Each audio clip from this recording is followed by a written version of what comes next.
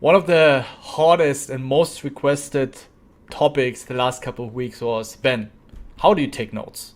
What's your advice? So in this video, I'm going to share my approach on how to take notes. And I'm going to be using a hand that I have played. And this was a bit more, a kind of weird hand. So a lot of we can get out of this hand to make sure that next time we're going to make adjustments against this specific opponent. And let's just jump right into it. So we have this spot here where villain under the gun opens. I opted to 3-bet and he calls. Flop comes king 10-10. We're around 60 big blinds deep. I c-bet. He calls. We check the turn. River is the 8 in diamonds, and now he bets very, very small. So even though he bets 1/3, it's really, really hard to beat anything here. I mean, he could turn something like pocket nines into a bluff with like a diamond to get me fold an ace jack or queen jack, which I can easily have in my range. I mean, even with my king queen, even though I have great blockers, I mean, he could still block bet something like king queen. I think ace king is very unlikely, has us beat anyway. And he can still have pocket jacks, he can have pocket eights, he can have jack 10, king 10 slow plays, where now when I have ace queen or I have a flush I'm going to be jamming, I can still have something like ace jack with the ace in diamonds that I would probably use as a bluff to get him off a king. I can have pocket kings, pocket jacks myself. I can have ace queen or ace jack and diamonds myself that I can play for jam for value. So I still have some value hands here, of course, that check back the turn. And yeah, so I was really debating folding, but then I thought, okay, you know, if he still has a king 9 suited, people can be sticky, or some random block bet from pocket queens against my ace jack or queen jack. So I looked him up and he wakes up with pocket fives, which I think, even though I bet very small on this board, which interacts with my bluff 3-betting range just way too much. Even all my bluffs, ace queen, ace jack, have way too much equity, and I'm going to be double barreling a lot of my queen jacks and ace jacks. So yeah, I think this is a very bad flop call, and I want to share or I want to use this hand now. How are we supposed to take notes? So the very first line, you want to keep it short, precise, and it's supposed to be an instruction to yourself. So you don't want to write a fucking novel about what has happened. And the first line, so I'm going to divide it into 3 different sections. So the first is going to be the shortest, yet it should still be precise and it shouldn't be too general. Something like, don't bluff him is not good. So this is something you don't want to use because it's way too general. You don't know if it's pre-flop. You don't know how big the pot is. Some people are calling station big pots. Some are calling station only in small pots, and then they actually fold a lot in big pots. So here in this specific spot, my approach would be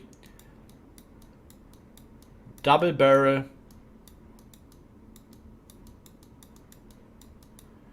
aggressive. I mean, in this hand, just for the way he played, he played the hand post flop, we can have several reads that we can use, right? It's like, first of all, double barrel aggressively against him.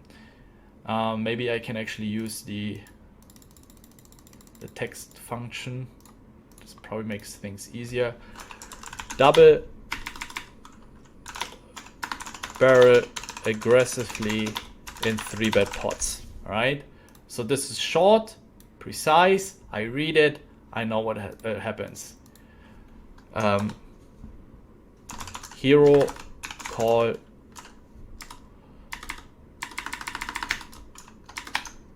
No hero folds versus small river block bets 3-bet pots.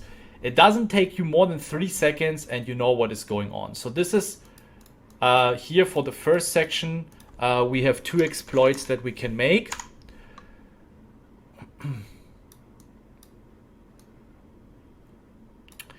And then for the second, in the second section, you elaborate a little bit more, because the goal for taking notes is to save yourself time, because very often we have a lot of tables, we have a lot of action, we only might have 5 or 10 seconds to decide because we have multiple big decisions to make. You don't want to read, as I said, an entire book about recapping the hand history. What most people do is they write, okay, this guy called the 3-bet with pocket fives pre-flop. He check called on king 10, 10, 1, 1/3. It goes check, check on the turn, and then he bets 1/3 on the river. It's way too long. You can accomplish exactly the same by giving yourself a quick, precise instruction to your future self if a similar spot occurs. And then you can elaborate a little further in case sometimes we have the time, we can read through the entire note. Floats,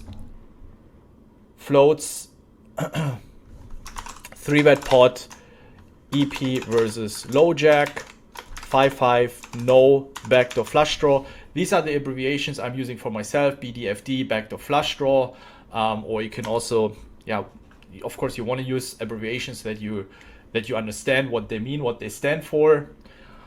On king 10, 10. So, legs, understanding, equity distribution. I mean, this is probably already a little too far. It also, of course, depends on how many notes you have someone. It's very important you maintain your notes as well. The more notes you get, then I would probably take this out, because if you have too many notes, you won't be able to grasp everything. So, of course, you always want to seize the opportunity to get a quick picture on how someone is playing. But if you have too many notes, then you want to cut out the unnecessary stuff. And the third, there you can write down the entire hand history in case you have the time. Not the entire, you still want to keep it short and precise. So here we also use the stack sizes, call 3-bet pre, 3-bet pre, what was it, around 65 big blinds, effectively 5-5 versus low jack, call c-bet, check, check, turn, and then step river on king 10, 10. So I'm using the S. I know it's a suited flop. I don't need to know exactly the suits. The D stands for a backdoor flush draw. It doesn't stand diamond. You can of course also write king in diamonds, 10 in diamonds, 10 in spades, right? Then it would be like this. But I just want to know if it's a rainbow board, RB, or if it's a suited flop. And then if there's a backdoor flush draw, I use the D. It's something, might not necessarily make sense. You can also use a B. So I know there's a double flush draw board. It might be relevant. So, and then the most important thing to know, of course, is if he's bluffing with any kind of important suits, right? So then, let's say he is bluffing with a hand like ace-9 off and he has the ace-9 diamonds, bluffs with ace-9 or blocking ace-high flush draw. This is how I'm doing it. So then I don't need to explicitly write down what are the exact suits of the board. But you can do it the way it suits you. This is the way I'm doing it. So I know, okay, a flush draw on the flop, backdoor flush draw on the turn.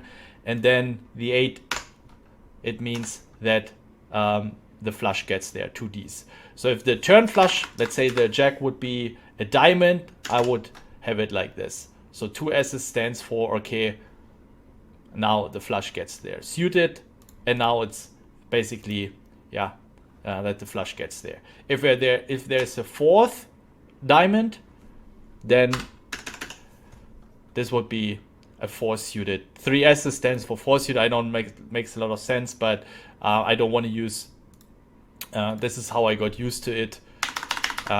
More sense would probably be like this. So it's like, it's double suited on the flop, so there's a flush draw. It doesn't really matter. Do it the way you like. This is the way I'm doing it. So if I see, okay, there's 2 Ds, it means the backdoor flush got there. So And then, of course, very often we're going to have multiple notes on someone. So the way I like to do it is that I try to prioritize which are the most important reads, which are going to make me the most money. So this is, I think, a very important read. I think double barreling 3-bet pots will generate a lot of money. If I have here, let's say I was bluffing ace-5 in hearts, I know, or ace-6 or ace-7 in hearts, I have, because he's calling all the 9s, the 7s, all his under pairs, I know I can auto c-bet all my bluffs on the turn, and I don't need to worry. Like, I don't need to study GTO for that kind of shit. I have a gut shot, I have an overcard against his king queens, against his queen jacks. I still have a bit of equity, and I have so much forward equity that I can exploit him here with a very wide double barreling. And since he also bluff bets that wide, or block bets, I don't know why he bet this on the river, we can also start checking back some more strong hands on the turn to get this additional bet from him on the river. So you can change your entire strategy based on how he played the hand. Of course, this is a more complex note. Usually, we don't have that many notes on someone, right? So a couple of other reads that we could use onto someone would be if someone is passive, all right? It would be attack his blinds. If we see he's constantly folding, raise wider from button cutoff, something like this. If someone is, another example would be start donk betting the flop for value. You can even cut out the start. If you see someone checking back hands on boards where he's supposed to c-bet. Let's say he has a decent hand on a board like ace queen 10 where he's supposed to bet range, right? And then you know, okay, he's not c-betting, he's checking back. Not necessarily on this specific boards, you probably know, or if you see his stats and you see him doing that over and over again, then you should start donk betting, because otherwise you're gonna lose value. Of course, the most common reads are don't bluff someone. But also here, if you have a read like this onto someone, then it's very important. Again, the one always stands for the quick, the short, precise instruction you're giving yourself is don't bluff him in medium-sized pots. I know for myself, medium-sized pots usually mean pots where we have two bets.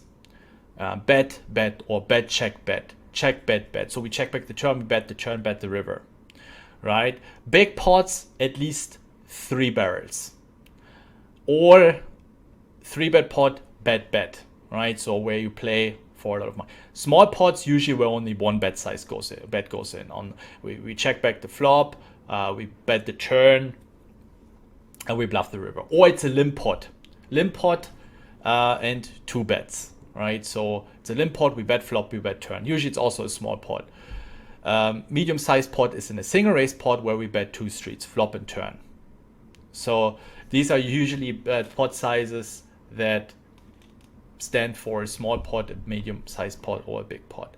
Again, you can of course also use with the amount of big blinds. So everything, the pot size lower than big blinds, 10 big blinds is a small pot, everything between 10 and 30 big blinds is a medium-sized pot, and everything over 30 big blinds is a big pot. Of course, if it's for the tournament live, I make an additional note. It's like he bluffs for his tournament live, or he cannot bluff for his tournament live. So don't bluff him in medium-sized pots.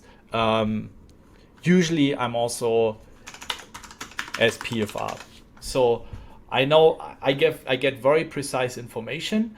You definitely want to distinguish, because some players, they just can't let go when they're the preflop aggressor. They have that entitlement. I'm the preflop aggressor. I need to get my hand through. I need to be aggressive. I need to defend. And some are very, very calling station when they're cold calling.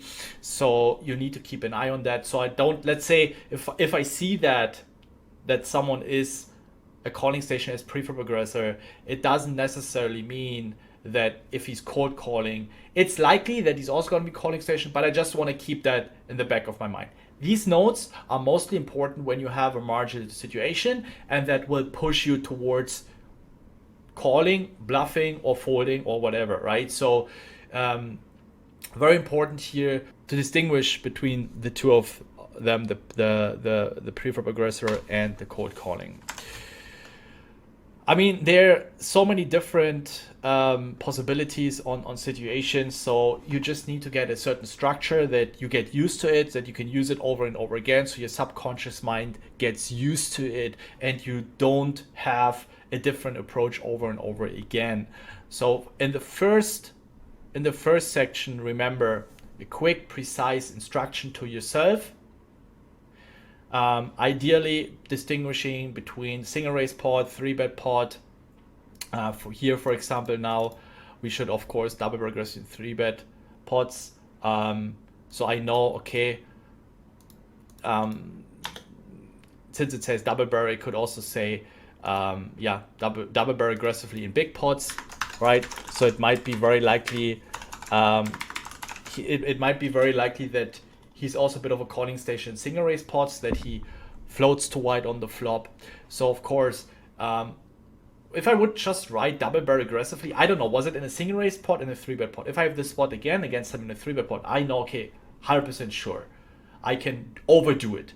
I would be a bit more careful in single raise pots because he might approach it differently. It's likely that he has a similar approach, but again, I only want to use the reads that I've seen on showdowns. I see that in our Discord where people make plays based on, or they make river plays because on the preflop read. Oh, this guy was aggressively preflop all the time, so now he's bluffing me on the river, I have to call. That's bullshit, and this will cost you a lot of money, because just because someone is aggressively 3-bet doesn't mean he's going to bluff you in a big pot on the river. And the problem here is that you don't have a very sophisticated or not a very well structured note system, because if you would take the note, this guy seems to be very aggressive, he's raising a lot of hands pre-flop, and again here it's also not a good note. The way I would do is defend more against his 3-bets. So against an aggressive pre-flop opponent, which we all struggle with, I would take a note something like, all right, so let's assume here now we are playing against a very aggressive 3-bet opponent. Defend wider against 3-bets. Maybe he 3-bets very wide and his open raises, right? Or if he 3-bets a lot, right? We can also 4-bet jam wide.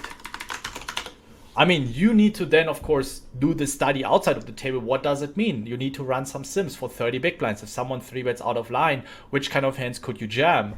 So wide means I know that most of the time those suited aces perform really well to 4-bet jam onto someone. Or low pairs, ideally not blocking his bluffs. Something like he was very likely going to be bluffing an ace-7, ace-8, king-8, king-9, suited connector 7s, 8. So we unblock those and we still have good equity against his ace-kings, ace-queens if called, right? So ace-deuces, ace-2 suited to ace-5 suited, 30, 40 big blinds against the 3-bet. Very good hands to go all in against aggressive opponent. Usually ace-9, ace-8 suited we want to call because we dominate some of his bluffs. But if someone is bluffing too much, then I'm just also going to start jamming those hands because I have even a better price on my, or I have more fold equity and I have a higher EV with 4-bet jamming wide on him. So these are a couple of examples. Again, it doesn't matter. You want to really think about, it doesn't matter which system you're using, which abbreviations you're using. I think it's very important that you give yourself a quick, precise instruction what to do against this opponent, and then later on in the second section, third section, give a few more details on the hand history, on the position, stack size, maybe also on the dynamic. You could write, okay, here that you have been battling before, a bit more of a background. Very likely you're not going to have 5 notes onto someone, right? Especially in a big player pool, it's likely that you might play low stakes or mid stakes. You have thousands of opponents, so you might have only 1 or 2 notes onto them. If it happens that you start collecting more and more notes onto someone, you need to do some sort of maintenance, maybe get rid of older nodes, make sure the nodes are not older than 1 year, because players work on their game, they might change. So get rid of old nodes, especially if it doesn't happen. If I'm not sure, if I cannot really confirm a read, maybe because I think he did it because he was tilting or there were other circumstances, I simply use a question mark, right? Also nothing fancy. So let's say I limp the small blind and someone ISO raises me 3 times in a row, but I haven't seen a showdown. Then of course might be aggressive BB versus small blind limp. Did it 3 out of 4 times. Let's see, 4 orbits and 3 out of 4 times he raised me. So then I know, okay, he did it already, because then if it happens again and I don't have a lot of hands on this guy, or we're playing on the side where you don't have a HUD at all, then I don't want to use it as a concrete read, because he might just have had hands. And if 7 players in front of you have folded, it's actually very likely that the big blind might have a hand, especially if you have another 9-5 off. And speaking about card removal effects, so it's a bit more likely that the big blind will have a hand. So this is a bit more of a longer video than expected, to be honest, but I think sharing a couple more examples is totally worth it. So I really hope it helps you.